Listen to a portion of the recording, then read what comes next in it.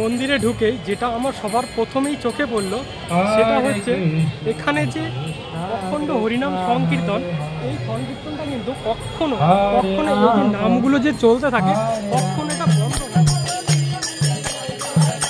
এখানে কিন্তু যে শোভাযাত্রার প্রোগ্রামটা চলছিল সেই শোভাযাত্রার প্রোগ্রামটা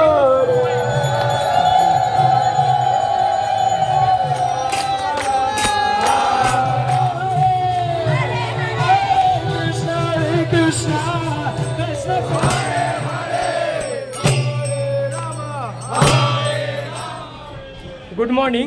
তো সবাইকে আর একটি রঙিন ব্লগে স্বাগতম। রঙিন কেন বলছি, রঙিন বলার এটাই কারণ আমাদের বাঙালির সবথেকে প্রিয় ফেস্টিভ্যাল হচ্ছে দোল উৎসব।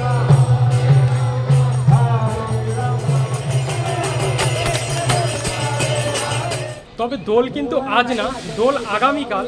তো এই দোল উপলক্ষে আমাদের মায়াপুরকে কিভাবে সাজিয়ে তোলা হয় সেটাই আজকে দেখবো, আমি নিজেও দেখবো এবং কি তোমাদেরকেও আমার সাথে দেখাবো। তো চলো যাওয়া যাক। এখন আমি চলে এসেছি কৃষ্ণনগর প্ল্যাটফর্মে, আর সামনে ওখানে টোটো পাওয়া যায়, ম্যাজিক টোটো যাই পাওয়া যায়, ওখান থেকে ম্যাজিকটা ধরবো, তারপরে চলে যাবো মায়াপুর। দাদা মায়াপুর যাবে?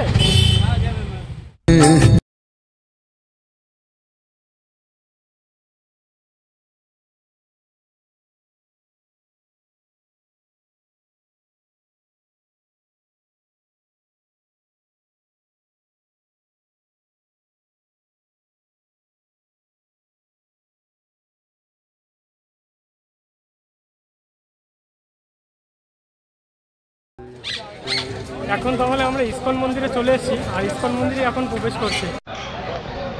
ইস্কন মন্দিরের মেন গেট, এখান থেকে আমরা প্রবেশ করবো, তারপরে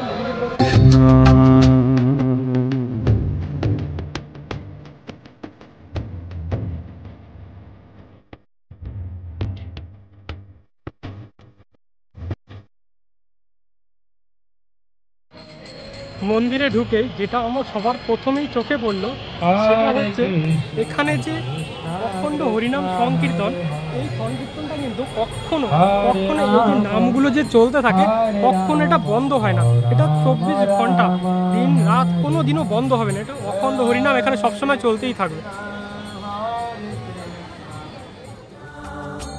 কৃষ্ণ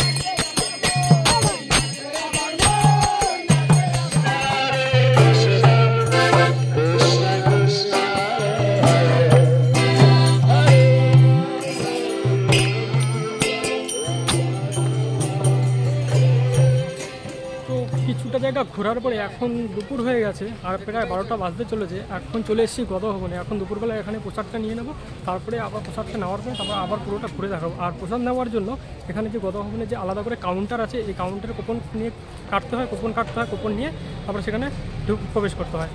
তো আমিও এখানে একটা কুপন কেটে নিয়েছি প্রসাদ নেওয়ার জন্য দুপুরে।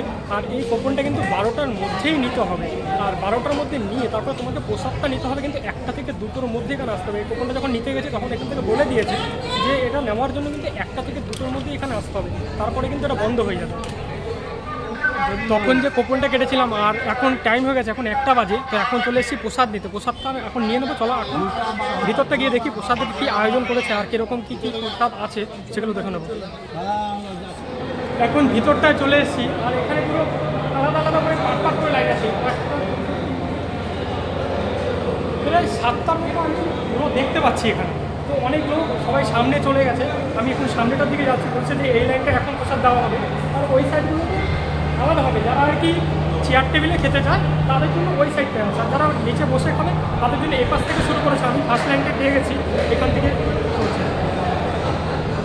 এই বছর একটা নিয়ম করেছে যে প্রত্যেক বছর আমাদের এখানে কি আগে এখানে প্রসাদটা সার্ভ করা হতো, কিন্তু এই বছর নিয়ম করেছে যে সামনে থেকে বুফে সিস্টেম করে দিয়েছে। তো ওখান থেকে প্রথমে বুফে থালার উপর দিচ্ছে, থালা দিচ্ছে, একটা থালার উপর প্লেট দিচ্ছে, তারপরে প্রসাদ দেওয়ার পরে এইখানে যার মতো বসে খেয়ে নিচ্ছে। আগে যেটা হতো, আগে এখানে বসতো তারপরে খাবারটাকে সার্ভ করা হতো, কিন্তু এখন আর ওটা করা হয়নি। এখন এটাকে নিয়ে নেয় তারপরে ওখানে সার্ভ করা হতো। এখানে সবাই নিয়ে নিচ্ছে, সেটাও দেখাচ্ছি।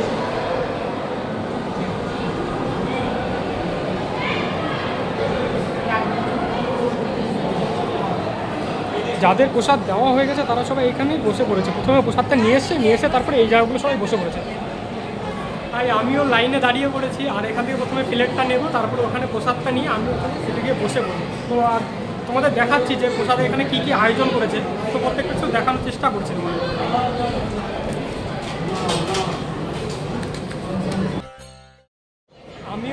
আমিও এখানে প্রসাদগুলো নিয়েছি, আর তোমাদের দেখাচ্ছি যে এখানে প্রসাদে কী কী দিল। অনেকগুলো আইটেম দিয়েছে এখানে, দেখাচ্ছি তোমাদের। এখানে প্রথমে এখানে সাদা ভাত দিয়েছে। সাদা ভাতের সাথে এখানে আছে ডালের সাথে এখানে একটা নানা রকম সবজি দিয়ে, যেরকম ক্যাপসিকাম, আলু, গাজর, তো নানা রকম যেটা সবজি দেখা যাচ্ছে। আর এটা একটা বড়ার তরকারি করেছে। এটা একটা বড়া দিয়ে একটা বড়ার মতো একটা তরকারি করেছে। আর এখানে যে একটা রুটি নিয়েছে, এগুলো কিন্তু আনলিমিটেড, যে যতগুলো খুশি ততগুলোই নিতে পারে। তো আমি এখানে একটাই রুটি নিয়েছি, আর এখানে আছে পায়েস, আর এখানে একটা জল দিয়ে দিয়েছে। আর এটা কিন্তু আগে পুরোটাই সার্ভ করা হতো, যে সবাই আমরা এরকমভাবে বসে থাকতাম আর ওখানে সার্ভ করা হতো। কিন্তু এটা দেখছি এই বছর প্রথম একটা বুফে সিস্টেম করে দিয়েছে। এখানে প্রথমে খাবারটা নিয়ে নিতে হচ্ছে, তারপর এখানে এসে তোমাদের বসতে হচ্ছে। তো এইভাবেই তোমরা এখানে প্রসাদ গ্রহণ করো।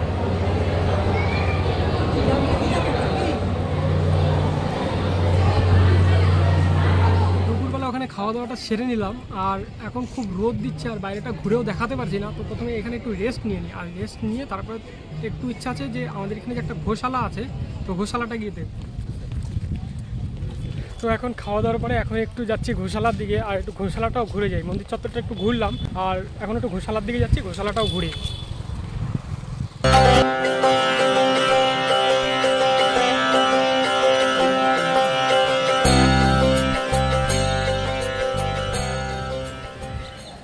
গোশালার মধ্যে কিন্তু প্রত্যেকটা গরুর আলাদা আলাদা করে নাম রেখেছে।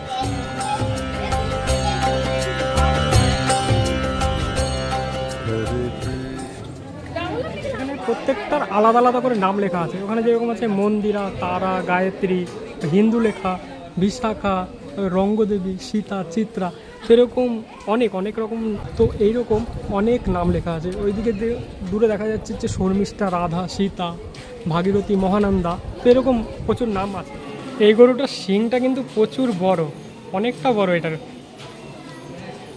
তো আমি মূলত গোশালায় যাওয়ার জন্য ছুটে আসি, সেটা হচ্ছে এই দইটার জন্য। আমার কিন্তু এই দইটার জন্যই আসা আর কি। সত্যি কথা বলতে আমি এই দইটার জন্যই বারবার এই গোশালায় ছুটে আসি। আমার তো এই দইটা খুবই ভালো লাগে। তো টেস্টটা দেখি, প্রথমে দই নিয়ে নিজে। একদম দারুণ খেতে, দারুণ।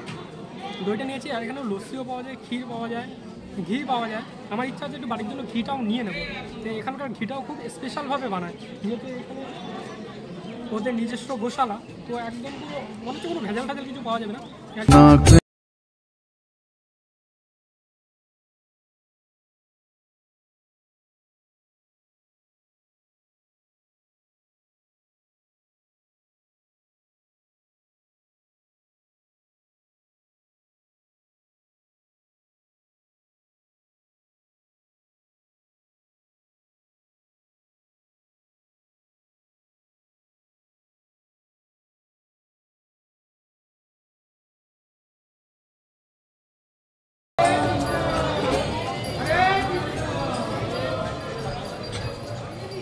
এখানে কিন্তু যে শোভাযাত্রার প্রোগ্রামটা চলছিল, সেই শোভাযাত্রার প্রোগ্রামটা শুরু হয়ে গেছে।